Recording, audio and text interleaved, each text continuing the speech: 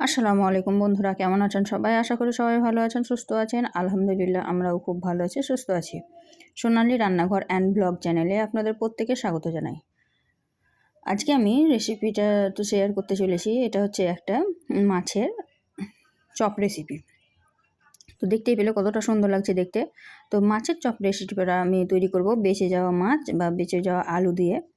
তো এখানে আমি প্রথমে নিয়েছি, এটা দুপুরে ভর্তা করা ছিল আলু, সেই আলুটা নিয়েছি, ডিম নিয়েছি, পেঁয়াজ কুচি নিয়েছি, ধনিয়া কুচি আর লঙ্কা কুচি, লেবু, আর এদিকে আমার ভাজা মাছ ছিল আগের, সেটাই নিয়েছি। নিয়ে আমি কাঁটাটাকে বেছে নিচ্ছি।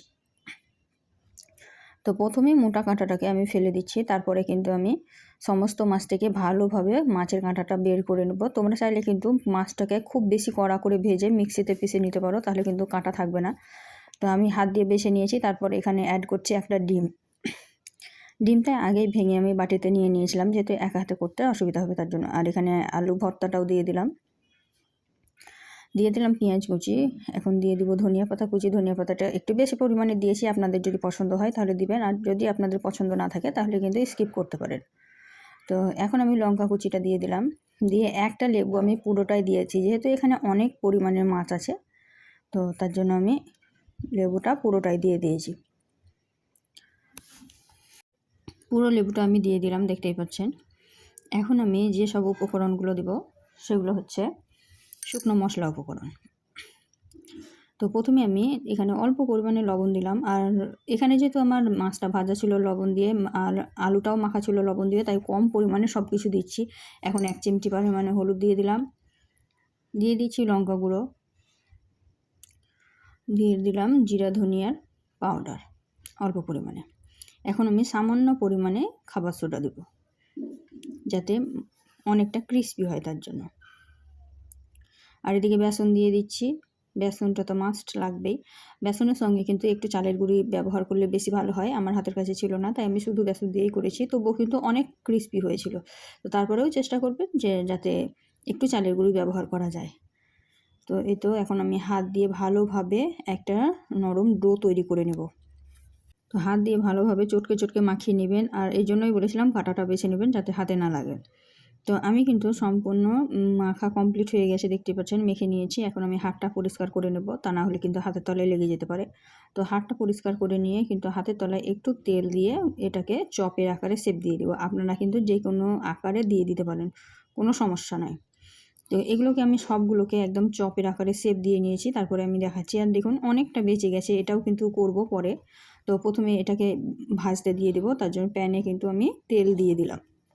প্যানটা আমি বড় সাইজে নিয়েছি, যাতে করে একসঙ্গে অনেকগুলো দেওয়া হয়। তো তেলটাকে একটু ঝাঁকিয়ে নিলাম, তারপরে একে একে সবগুলো আমি চপ কিন্তু দিয়ে দিচ্ছি। এখানে মাছের চপটা যদি আপনারা একটু ব্রেডক্রাম্বস দিয়ে ডিপ করে নিতেন তাহলে কিন্তু আরও ভালো হতো, কিন্তু আমি একদম সিম্পলভাবে তৈরি করেছি, আর যেটা করেছি সেটাই দেখিয়েছি আপনাদের সামনে। তো এই তো আমি সবগুলো দিয়ে দিলাম, দিয়ে মানে এক সাইড ভাজা হয়ে গেছে, আমি উল্টিয়ে পাল্টিয়ে এগুলো ভাজবো। এক সাইড হয়ে গেছে গোল্ডেন ব্রাউন একদম কালার এসেছে, এইটাকে আমি অপর সাইডে পাল্টিয়ে দিব। আর এভাবে কিন্তু অল্প তেলেই কিন্তু সবগুলো আমি ভেজে নিব। আর এই সময় কিন্তু আঁচটা অবশ্যই মিডিয়ামে রাখবেন, তা না হলে কিন্তু সঙ্গে সঙ্গে লাল হয়ে যাবে, ভিতর কাঁচা থেকে যাবে, তখন কিন্তু খেতে ভালো লাগবে না। তো কথা বলতে বলতেই কিন্তু আমরা সবগুলো উল্টিয়ে দিয়েছি, আর আমি উল্টানো দেখাবো না, একদম সম্পূর্ণ হয়ে যাবে তারপরে আমি দেখাবো, না হলে কিন্তু ভিডিওটা অনেকটা লং হয়ে যাবে। তো এই তো দেখতে পাচ্ছেন সবগুলো হয়ে গেছে বড়া ভাজা, আর কত সুন্দর একটা কালার এসেছে। এখন আমি একে একে সবগুলো তুলে নেব, তার জন্য একটা প্লেট রেডি করে নিয়েছি আগে থেকেই। একে একে সবগুলো আমি তুলে নিচ্ছি, দেখুন। তো যখন অতিরিক্ত বেশি পরিমাণে মাছ রান্না করে ফেলবেন বা ভেজে ফেলবেন, ভাজা মাছও কিন্তু এভাবে, মানে রান্না করা মাছও কিন্তু এভাবে আপনারা চপ বানিয়ে খেতে পারেন, অনেক সুস্বাদু হয়। এটা আমি প্রথমে ভেজে রান্না করেছিলাম, তারপরে কিন্তু পরে আবার ভেজে নিয়েছিলাম মাছটা, একদম ফ্রেশ মাছ থেকে তৈরি করিনি, তবুও কিন্তু অনেক সুস্বাদু হয়েছিল। তো ভিডিওটা যার যার ভালো লাগলো অবশ্যই লাইক শেয়ার কমেন্ট করে দেবেন। আর যারা প্রথম থেকে ভিডিওটা দেখছেন তাদেরকে অসংখ্য ধন্যবাদ। আর যারা নতুন আমার চ্যানেলে এসেছেন তাদেরকে বলছি আমার চ্যানেলটিকে সাবস্ক্রাইব করে পাশে থাকা বেল আইকনটিকে প্রেস করে দেবেন, তাহলে আরও নতুন নতুন রেসিপি আপনারা কিন্তু এই চ্যানেলের মধ্যে পেয়ে যাবেন। তো এই তো সবগুলো আমি নামিয়ে নিলাম। এটা শুধু একবারে ভেজেছিলাম, তারপরে কিন্তু আরও ভেজেছিলাম, তো সেটা পরে দেখাচ্ছি। ভাজা দেখাবো না, একদম ডাইরেক্ট দেখাবো প্লেটে নিয়ে।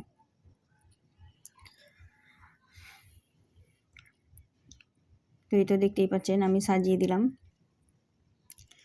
দেখুন কতটা ক্রিস্পি হয়েছে, এগুলো একদম অনেক মচমচে হয়েছিল, খেতে কিন্তু অনেক সুস্বাদু হয়েছিল। তো একবার হলেও কিন্তু বানিয়ে দেখবেন। রেসিপিটা যদি ভালো লেগে থাকে অবশ্যই একটা লাইক, শেয়ার, কমেন্ট করে দেবেন। আজকে কিন্তু ভিডিওটা আর বেশি বড় করব না। তো দেখতেই পাচ্ছেন দুটো প্লেটে আমি রেডি করে নিয়েছি।